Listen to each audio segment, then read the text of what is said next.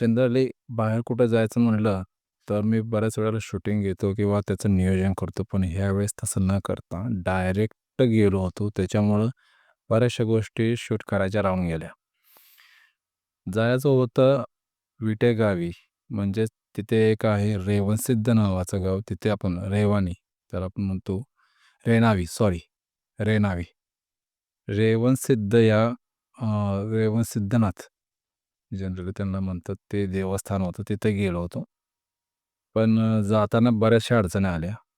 सुरुवातीला असा रूट होता की कातरकटावरून इथून जायचं होतं कातरकटाव. कातरकटावरून मायनी, मायनीवरून विटा आणि विट्यावरून रेणावी गावी रेवणसिद्धनाथ या ठिकाणी जायचं होतं.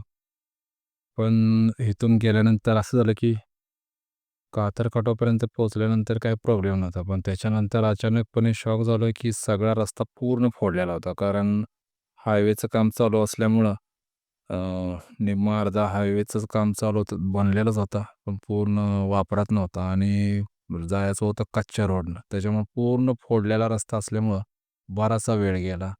अपेक्षित होतं 1-1.5 तासामध्ये तिथं जाऊन पोहोचण्याचं, पण वेळ गेला 2-2.5 तास लागले आम्हाला जायला. आणि त्याच्यामुळं मग ते जाताना जो रूट असतो शूट करायचा राहून गेला. त्या धडधडीत करताच आला नाही त्याच्यामुळं. पण तिथं गेल्यानंतर रेणावी गावात गेल्यानंतर ज्यावेळेस रेवणसिद्धनाथाच्या मंदिरापाशी जाऊन पोहोचलो, त्यावेळेस मग मात्र सगळं शूट करून घेतलं. आणि येताना सुद्धा काय करता आलं नाही कारण तोच प्रॉब्लेम रस्ता. आणि असं बी होतं की घरी लवकर पोहोचायचं होतं त्याच्यामुळं दिवसासकटी पोहोचणार होतो ह्याच्यासाठी मग पटकन निघालो तिथून. पण तिथला सगळा तुम्हाला जो नजारा आहे किंवा शूट आहे मी तुम्हाला आता ह्या व्लॉगमध्ये दाखवतो. दिवाळी पाडव्याच्या शुभ मुहूर्तावरती रेणावी गावी रेवणसिद्धनाथ या मंदिराच्या ठिकाणी आम्ही गेलो होतो. त्यावेळेस हा नजारा घेतला. गाभाऱ्यातला हा नजारा दिसतोय. त्यावेळेस शूटिंग घेणं तिथं लिहिलं होतं पण तरी पण मी शूटिंग केलं. हा नजारा आहे म्हणजे मंदिराच्या डाव्या बाजूला जर आपण गेलो पाठीमागे जाण्यासाठी तर हा बरोबर तिथला नजारा मी हा कॅप्चर केला. साधारण तिथले बरंच त्याचं दुरुस्तीचं कामकाज चालू दिसते तिथं म्हणजे चालू होतं तिथं. असं कन्स्ट्रक्शन त्याचं दुरुस्तीचं मंजूर पण झालं होतं आणि ते पण करायचं चाललं होतं.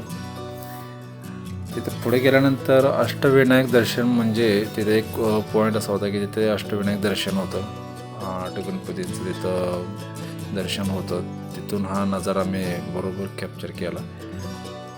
त्याच्या अजून शेजारी जर गेलो तर आपण तिथे तुम्हाला रामाचं म्हणजे राम लक्ष्मण सीताचं मंदिर आहे. छोटंसंच आहे. तिथून पुढे मी ज्यावेळेस बाजूला गेलो तिथून पाठीमागून ज्यावेळेस आपण उजव्या बाजूला येतो मंदिराच्या तिथून हा असा नजारा दिसतो. इथेच एक शनिदेवाचं पण मंदिर आहे. म्हणजे तिथं मूर्ती पण आहे शनिदेवाची. साधारण तिथलं कन्स्ट्रक्शन जर पाहिलं तर खूपच जुनं मंदिर दिसतं. अजूनही तिथले दगडाची जे बांधकाम आहे असंच ठेवलेलं दिसतंय. म्हणजे साधारण कुठं सिमेंटचं वगैरे बांधकाम कुठं दिसलं नाही मला. जसं जुनं मंदिर आहे दगडाचं पाषाणाचं तसंच मंदिर होतं तिथं.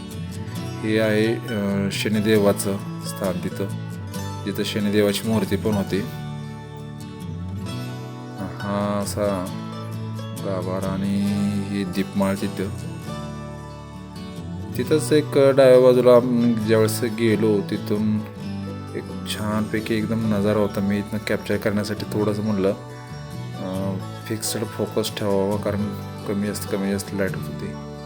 ज्यावेळेस तर त्या दरवाज्यातून बाहेर जर बघितलं ना तर उंबराचं झाड तिथं बसायला खुर्च्या म्हणजे बेंचेस आहेत. पलीकडे छोटंसं म्हणजे जुनं मंदिर दिसतंय ते काय मी गेलो नाही तिकडं अडचणीच होतं त्याच्यामुळं.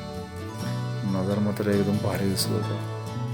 आसपास गाड्या वगैरे म्हणजे गाड्यासारखे जातात तिथं. तर हे सगळं उरकून म्हटलं पटकन निघावं म्हणून माघारी निघालो तो मंदिरातून.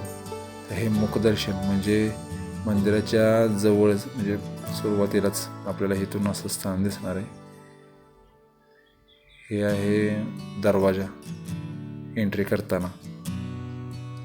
पुस्तकं पण तिथं विकायला असते पण आम्ही काही घेतली नाही. हा बरोबर सुरुवातीला एंट्रन्स करतानाच जे नजारा आहे हा दाखवला इथं भरपूर. इथं जर असं सुरुवातीला येताना बेल पानं फुलं वगैरे देतात इथली लोक देवाला चढवायला.